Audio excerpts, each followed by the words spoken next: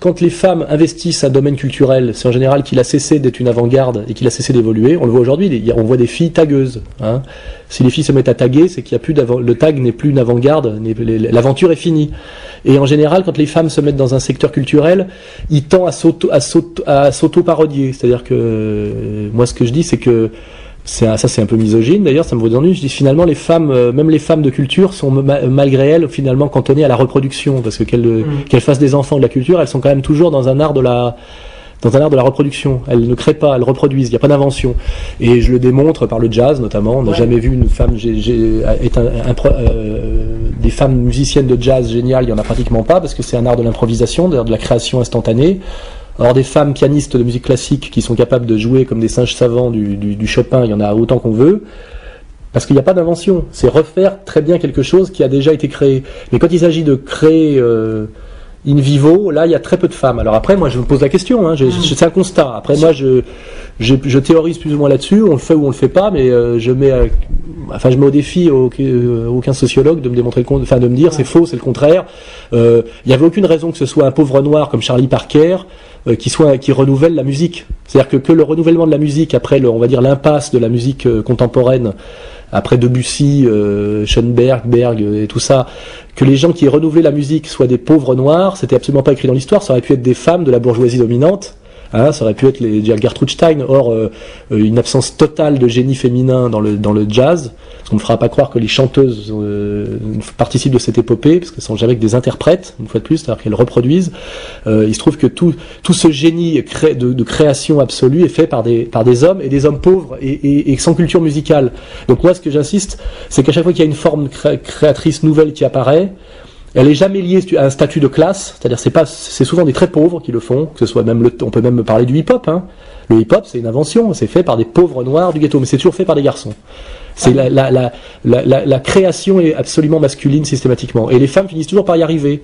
Comme aujourd'hui, les femmes sautent 5 mètres à la perche. Mais ce qui m'intéresse, moi, c'est qui a inventé le saut à la perche. Ouais, mais en même temps, on pourrait penser qu'il y a une inhibition inconsciente de la société qui fait que les femmes, dans quel que soit le domaine, que ce soit culturel, scientifique, il faut quand même savoir se mettre en valeur et faire savoir qu'on sait faire. Et donc, pour accéder à quelque part l'élite ou montrer qu'on sait inventer ou qu'on a inventé, il faut quand même un ego assez démentionné. Et peut-être que... Tu crois que pour un esclave noir, se proclamer chanteur de blues et oser se mettre en avant, c'est pas plus d'inhibition et de barrières à surmonter que d'une femme de la bourgeoisie dominante? Je sais pas, parce que... Ouais. Mais par exemple, moi, j'ai cherché un petit peu par rapport à ça, et j'ai trouvé, par exemple, je sais pas si tu as entendu parler de Barbara McClinton, qui dans les... Je trouve toujours. Ouais. Je trouve très peu. Ouais, mais ce que je vais t'expliquer, c'est que sur 154 prix Nobel, il y en a 8 qui sont des femmes. Donc, on aurait tendance à penser qu'elles ont moins d'imagination ou moins de capacité à trouver une logique ou de créativité. Mais en fait, ce qui s'est passé, c'est que le transposon, par exemple, ce qui a permis les OGM, elle l'a découvert dans les années 60, et sa théorie et sa découverte a été récompensée par prix Nobel 20 ans après. On l'a pas forcément écouté, et peut-être que si ça avait été un homme, on aurait peut-être mis plus en valeur, elle aurait peut-être eu le charisme. Cette explication-là est valable aussi, mais elle suffit pas à tout expliquer. Moi, ce que je vois, c'est que l'Allemagne, qui est un pays qui a toujours été leader en chimie, par exemple, vient après des études de reprôner la séparation des garçons et des filles dans les sciences dures à partir du niveau de la seconde, etc. Parce que réellement, les filles freinent les garçons, tu vois. Et ce qui veut dire qu'à un moment donné, quand il y a des enjeux économiques lourds, on cesse de faire de l'idéologie. Or, le pays qui est le plus performant en sciences dures, c'est l'Allemagne, c'est là où il y a le moins de femmes. Le pays le moins performant d'Europe en sciences dures, c'est la Turquie, c'est là où il y a le plus de femmes, tu vois. Moi, ce genre de statistiques m'interpelle, tu vois. Après, le reste, c'est gênant, c'est pas suffisant comme explication. Face à l'idéologie dominante qui te dit non seulement les femmes sont égales absolument aux hommes, égal, en plus voulant dire identique, c'est le même cerveau, le corps n'a rien à voir, l'anthropologie n'a rien à voir, c'est strictement pareil. Je dis c'est faux, c'est de l'idéologie pure de vouloir à tout prix dire qu'il y a une identité absolue. L'homme et la femme ont deux imaginaires différents, deux relations différentes au monde, de par leur corps, leur psyché, leur Oedipe, etc. Et dire que les hommes et les femmes ont strictement le même fonctionnement cérébral, on sait que c'est faux aujourd'hui par des tas d'études quantitatives, qu'elles n'utilisent pas les mêmes hémisphères, etc. Que les femmes ont un problème en spatialisation et en logique pure. Or, spatialisation et logique pure, pour moi, c'est les démarches analytiques et synthétiques qui sont les deux piliers de la pensée abstraite pure, et ça, c'est très politiquement incorrect de le dire en ce moment, c'est pour ça que ça me plaît. C'est vérifié par des études très sérieuses aujourd'hui, notamment menées par des femmes, cliniquement, tu vois, sur la logique, etc. Et ça m'amuse de le dire parce que ça va contre-pied de l'idéologie dominante, et deux, ça correspond chez moi à une intuition. Je suis persuadé que les femmes et les hommes n'ont pas strictement la même manière de penser, et que je peux penser que cette histoire de la raison pure est une histoire masculine, et qu'elle l'est profondément. C'est-à-dire que la philosophie est une catégorie masculine historiquement, c'est-à-dire que c'est les hommes qui en ont accouché. Alors après de dire oui, les femmes n'ont pas pu mais le parce que je m'en fous. L'histoire, il n'y a pas de Dieu, il n'y a pas d'arbitre, il n'y a pas d'injustice dans l'histoire. Il se trouve que la pensée pure est une catégorie historiquement masculine parce qu'il y avait moins d'obstacles. Les hommes avaient moins d'obstacles à surmonter pour y arriver. Mais déjà, c'est la preuve de leur supériorité, parce que ces obstacles, si tu veux, c'est pas de penser que ces obstacles seraient une injustice, c'est une vision moraliste qui n'a pas lieu d'être. Tu vois, c'est comme ça, puis c'est tout. Je veux dire, ça prouve effectivement que les obstacles à franchir pour qu'une femme accède à la pensée pure sont supérieurs à ceux qu'ont les hommes, qu'ont à franchir les hommes. Donc, il y a une inégalité des hommes et des femmes, et cette égalité est anthropologiquement intrinsèque, c'est tout. Alors après, la démarche de féministes qui consiste à dire oui, mais c'est une injustice sociale et il faut y remédier. Eh ben, ça veut dire à ce moment-là qu'il faut créer, c'est de la discrimination positive, tu vois. Donc, alors aujourd'hui, je lis des articles dans les magazines féminins qui sont d'un féminisme absolument idéologiquement bêlant et stupide, de dire il faut absolument faire des quotas pour obliger les filles à faire des sciences dures et à s'intéresser aux maths, parce qu'on voit que les filles, plus elles entrent dans l'âge, moins elles ont envie de faire des maths pures.